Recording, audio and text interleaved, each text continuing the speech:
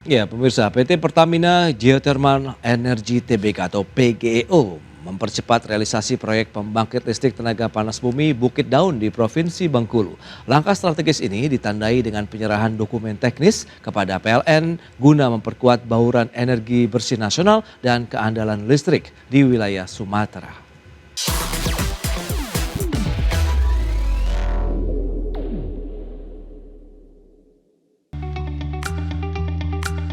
Pertamina Geothermal Energi resmi menyerahkan dokumen teknis proyek PLTP Bukit Daun berkapasitas total 60 MW kepada PLN di Jakarta. Penyerahan ini merupakan fase krusial untuk evaluasi pembelian tenaga listrik melalui skema perjanjian jual beli listrik atau PJBL. Melalui tahapan ini, proyek Bukit Daun akan dinilai secara menyeluruh dari sisi teknis, keekonomian hingga kesiapan integrasi ke sistem kelistrikan regional guna mendukung target perluasan kapasitas pembangkit berbasis energi terbarukan.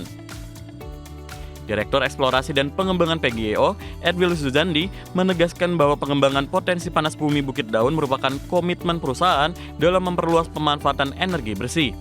Proyek ini diharapkan tidak hanya memperkuat ketahanan energi nasional, tetapi juga memberikan dampak ekonomi nyata bagi masyarakat di Kabupaten Rejang Lebong dan Kabupaten Lebong. Langkah ini sejalan dengan visi pemerintah untuk meningkatkan porsi pembangkit ramah lingkungan hingga 76% pada periode 2025 hingga 2034 mendatang. Selain proyek Bukit Daun, PGEO juga tengah menggarap PLTP Hulu Lais Unit 1 dan 2 dengan kapasitas 110 MW di wilayah kerja yang sama. Saat ini, PGEO telah mengelola kapasitas terpasang sebesar 727 MW yang tersebar di 6 wilayah operasi di seluruh Indonesia. Adapun, kolaborasi bersama PLN diharapkan dapat memastikan seluruh proyek panas bumi berjalan secara ekonomis dan berkelanjutan sebagai pilar utama transisi energi nasional. Berbagai sumber IDX Channel. Ya, pemirsa, PT Lipo Cikarang Tbk mencatat lonjakan kinerja di sepanjang tahun 2025 dengan pendapatan yang melambung lebih dari 2 kali lipat. Pertumbuhan ini didorong oleh percepatan serah terima properti, penjualan lahan industri, serta kuatnya permintaan produk residensial. PT Lipo Cikarang Tbk atau emiten berkode saham LPCK mencatat pendapatan Rp4,52 triliun hingga akhir Desember 2025.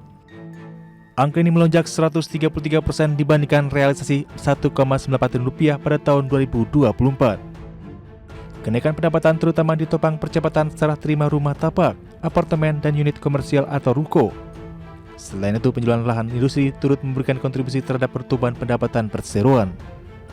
Dari sisi profitabilitas, perseroan mencatat laba kotor Rp783 miliar dengan margin laba kotor 17%. Sementara EBITDA tercatat Rp381,3 miliar dengan EBITDA margin 8%.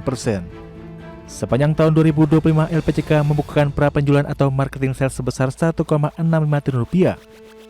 Realisasi ini setara 100% dari target yang ditetapkan perseroan untuk tahun buku 2025. Kuatnya marketing sales didorong permintaan produk residensial. Rumah tapak menjadi kontributor terbesar dengan porsi 58%. Disusul unit komersial 38% dan lahan industri 4%. Tim Liputan IDX Channel. PT Kawasan Industri Jababeka Tbk mencatatkan kinerja positif di sepanjang tahun 2025 dengan kenaikan pendapatan dan laba bersih. Pertumbuhan ini didorong oleh kuatnya permintaan lahan industri, peningkatan pendapatan infrastruktur, dan juga pencapaian marketing sales yang melampaui target. PT Kawasan Industri Jababeka Tbk atau emiten berkode saham KIJA membukukan pendapatan Rp5,15 triliun sepanjang tahun 2025. Angka ini meningkat 12% dibandingkan tahun 2024. Kinerja perseroan didukung peningkatan penjualan tanah matang yang naik dari Rp2,05 triliun pada tahun 2024 menjadi Rp2,1 triliun pada tahun 2025. Kondisi ini mencerminkan permintaan lahan industri yang masih kuat. Pendapatan dari segmen infrastruktur meningkat 34% menjadi Rp2,57 triliun. Pertumbuhan ini didorong kenaikan pendapatan pembangkit listrik serta jasa pengelolaan air limbah dan estate. Dari sisi profitabilitas, perseroan mencatat laba bersih konsolidasi Rp857,1 miliar pada tahun 2025. Sementara laba bersih yang diatribusikan kepada pemilik entitas induk naik 16,5% menjadi Rp423 miliar. Sepanjang tahun 2025, KIJA membukukan marketing sales sebesar Rp3,6 triliun. Realisasi ini melampaui target Rp3,5 triliun dan menjadi rekor tertinggi perseroan. Tim Liputan, IDX Channel.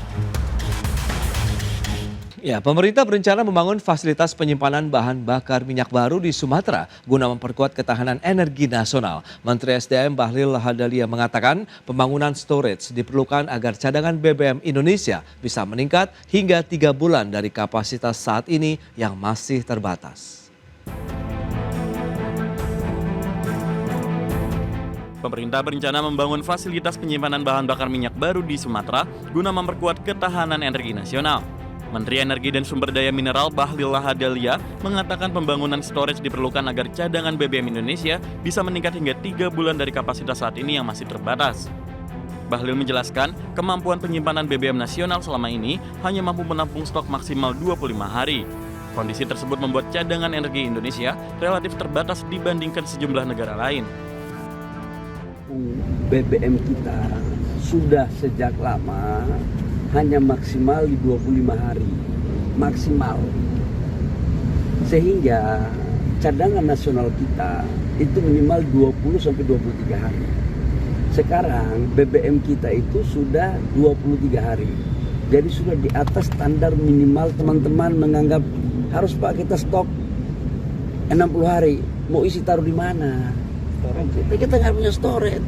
Makanya sekarang arahan Bapak Presiden segera kita membangun storage. Jadi bukan kita nggak punya cadangan untuk mengisi minyak, tapi sekarang mau taruh di mana? Inilah kekurangan kita. Tapi tidak usah kita saling menyalahkan siapa-siapa. Ini yang harus kita perbaiki. Dengan cara apa? Membangun storage agar cadangan kita bisa sampai dengan 3 bulan. Seperti diketahui, rencana peningkatan kapasitas cadangan energi tersebut muncul di tengah dinamika geopolitik global yang berpotensi mengganggu pasokan minyak dunia. Salah satunya adalah ketegangan di kawasan Timur Tengah yang berdampak pada distribusi energi global. Tim Liputan IDX Channel.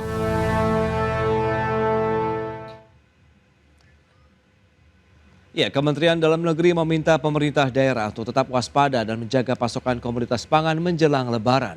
Pemda dan aparat penegak hukum juga diminta untuk menindak oknum distributor yang sengaja memainkan harga bahan pokok.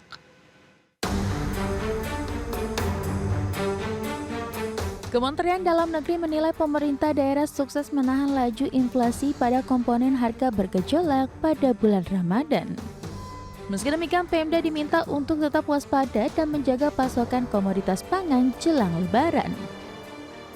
Kepala daerah juga diminta untuk bersikap proaktif dalam merespon potensi lonjakan harga komoditas dengan turun langsung ke pasar. Menurut Sekjen Kementerian Dalam Negeri Tom Sitohir, Pemda dapat meniru langkah daerah sekitar yang dinilai berhasil mengendalikan inflasi agar tidak terjadi perbedaan capaian yang terlalu ekstrim. Yang harus dicari dan harus turun ke pasar, tanya, wawancara, kemudian telepon kabupaten sebelah, tetangga, kenapa dia bisa tidak naik. Jangan kita hanya berpangku tangan, berdiam diri, pasrah dengan nasib masyarakat kita, ya, yang menjadi tanggung jawab kita berkaitan dengan harga-harga pangan ini. Kementerian Dalam Negeri meminta Pemda dan aparat penegak hukum untuk menindak oknum distributor yang sengaja memainkan harga bahan pokok. Sanksi tegas termasuk pencabutan izin usaha diminta terapkan bagi pelaku yang terbukti melakukan kejahatan ekonomi. Dari Jakarta, Tim Liputan IDX Channel. Ya, Badan Pusat Statistik mencatat harga komoditas cabai rawit tembus Rp200.000 per kilogram, di mana tekanan harga cabai rawit tercatat kian meluas dan wilayah Indonesia Timur menjadi titik ekstrim lonjakan harga cabai. Badan Pusat Statistik mencatat lonjakan harga pangan kian terasa memasuki pertengahan Ramadan. Tekanan paling kuat terlihat pada komoditas cabai rawit yang kini rata-rata nasionalnya sudah menembus Rp2.000 per kilogram. Fenomena ini menggambarkan pola musiman yang berulang setiap tahun ketika kebutuhan bahan pokok meningkat signifikan. Menurut Kepala Badan Pusat Statistik Amalia Adininggar Widya Santi, tekanan harga cabai rawit kini meluas. Ratusan kabupaten kota tercatat mengalami kenaikan indeks perubahan harga yang menandakan gejolak tak lagi sporadis, melainkan merata di banyak wilayah. Wilayah Indonesia Timur menjadi titik ekstrim lonjakan harga cabai. Harga tertinggi dilaporkan terjadi di sejumlah daerah Papua yang mencerminkan persoalan distribusi dan akses yang belum sepenuhnya teratasi.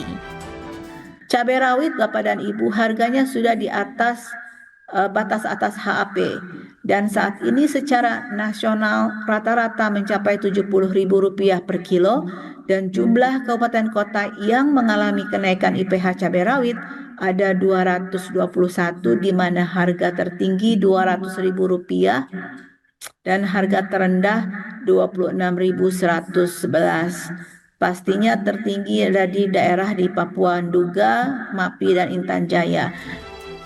Kepala BPS menilai peningkatan permintaan jelang Ramadan hampir pasti akan kembali mendorong harga naik, sehingga pengendalian suplai menjadi kunci utama stabilisasi.